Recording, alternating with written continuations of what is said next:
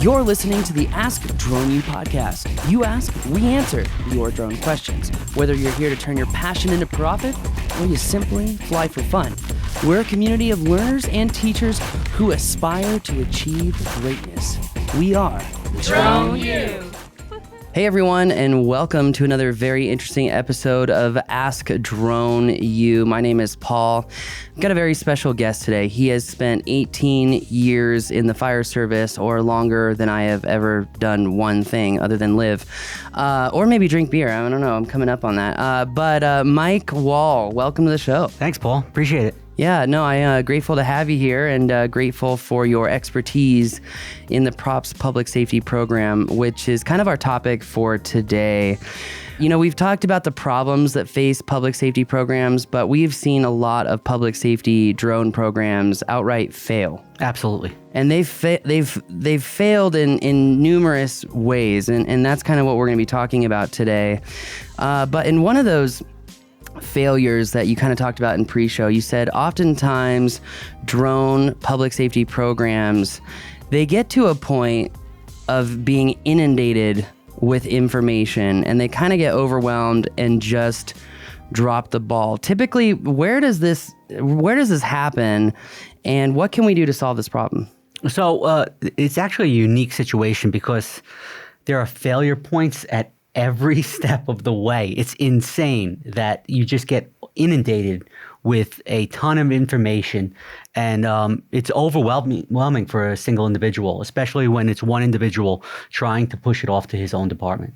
So, so would you say that the failure kind of comes at the point where they're doing the training? Is it managing the documentation? I mean, where specifically? I think the failure point starts after the idea. Okay. Are you saying that like they get the idea to start the drone program and then they just never do it? We have a great idea. Let's start a UAS program for our department. Okay, how do we do it? Failure. Well, you know, because you hit a wall, and that wall is just a wave of information that's coming at you, and it's the idea of where do I start first? Where's my second point? Where's my third point? It's an overwhelming amount of information, and it needs to be compartmentalized. Yeah, no, I definitely think that the compartmentalization is important because you can get overwhelmed, which we really tried to solve that problem in the Props Public Safety Program, right? Absolutely. And how would you illustrate that solution? That solution is done from the inception of that idea. Actually, Props starts with, is it even right for my department? You know, and there are departments out there where it's not right for your department. And you need to make that distinction. And if it is right, and for 99% of departments, it is an excellent idea. And if that is the case, well, what's the next step? How do I actually start the program? And what would you say that next step typically is? Figuring out where you fit in the grand scheme of things. What type of department are you operating in? Are you operating in a large-scale metropolitan area? A rural setting? Are you a volunteer department? All of these things play into that next step. So would you say when people are trying to figure out starting a drone public safety department that they should look at, okay, where is my agency located? What are the problems that we could be solving with drones? And more importantly, kind of what deliverables? Does that make sense? It makes total sense. Absolutely. You need to look at everything when you look at your department. You know, what's the dynamic of my operating area? What's the what do the general public think of me flying over their head? You know, you need to look at everything. What does my department think? Are they open to it? Do I have to wait for a different administration to come into play, or can I actually start pushing this idea now? All of these are factors. Once you determine where your department lies in that structure, well, then you can go to the next step of finding out, well, is that COA or 107? Paul, you talk about that all the time, COA versus 107. And that's really the next step once you find out where that department lies. Should I work with a COA or should I start working with a 107? Yeah, which by the way, if you guys haven't checked out that video with Mike and John talking about public safety COA versus a 107, you absolutely have to watch that video. It's crucial. So one of the other kind of failure points that you talked about in pre-show was the fact that a lot of these public safety departments go to like regional training centers kind of to find that there's not a lot of drone training programs, number one. And number two, the ones that do are not really taught from experience. It's kind of like, here's what I know and how it could be applied, but I haven't really done it yet. Well, there is training out there for UAS operations. There's no training for public safety. And that's the distinction is UAS operations for the general public operate a lot differently than public safety. We're operating in every type of environment, in every area of the country, at any time of day. This isn't a 9-to-5 job. Mm-hmm. And there are variables that come into play with each operation that are completely separate from what you would deal with on a day-to-day basis, 9-to-5 job. Huh, very interesting. So let me ask you this. What would you say is another critical failure point for a lot of these programs? We've talked about being overwhelmed with information. We've talked about training. I know one of the things you said in pre-show was all the time you have programs that are like, I'm just going to wait for this drone to come out and then I'll get started. Yeah, and John Wakey brings up an excellent point on this when we talk about what's the right drone to use. And John always says it's the one that you have. And when starting a UAS program, he's absolutely right. The one that you have is the best drone. You don't want to wait for a product that potentially won't even come to market. Yeah. Or I mean, we've seen a lot of that this year. A lot of announcements, but no follow through. So why wait on something that is a possibility? Work with what you have. Now that comes after actually establishing a program, obviously, right?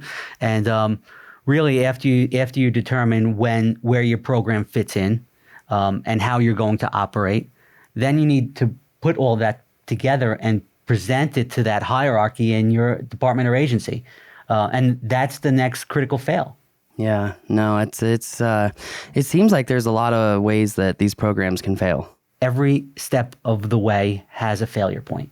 And so, in part of this PROPS public safety program, we put together a list of resources that programs can download, even talking about the program outline to help these programs understand where they are, what type of operations they would want to do, what type of drones might work with that. But another thing that we did is we developed a templated standard operating procedure form to give to these programs. Do you think that that's going to help them kind of wrangle the whole process, manage it? Absolutely. When you look at SOPs or SOGs for public safety, they tell you how to operate at a scene for the people inside of the building, right? Okay. What happens with everything above it?